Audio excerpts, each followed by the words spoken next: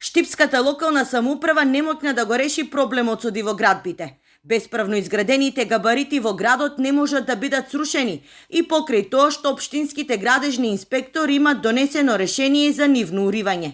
Дивоградбите не можат да се срушат, бидејќи решенијата се поништуваат од второстепената комисија при Министерството за транспорт и врски, категоричен е градоначалникот на Штип. Не станува збор за бесправно изградена соба или некоја надградба на куќа, туку изградба на објекти под над 100 квадрати кои што се на државно земјиште и кои што по сите закони и по записниците на градежните инспектори треба да бидат отстрани затоа што немаат ниту дозвола за градба, ниту пак имаат собственост на земјиштето.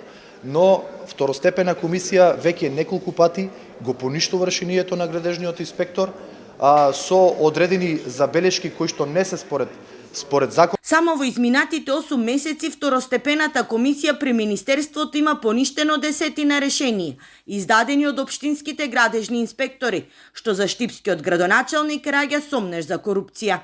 Постапува незаконски, ги поништува и има основен сомнеж за корупција и дека тоа е причината за тоа што се поништуваат овие решенија. Според првиот човек на градот, Штип има доволен број на градежни инспектори. Дел од нив ќе бидат испратени на испомош во општините Карбенци, Радовиш и Скопски Бутел, каде треба да помогнат во решавање на тамошните проблеми со дивоградбите. Во меѓувреме новиот закон е заглавен во парламентот. Се чека доставување на иницијативата за надзорна расправа за новиот закон, со кој треба да се реши урбанистичкиот хаос.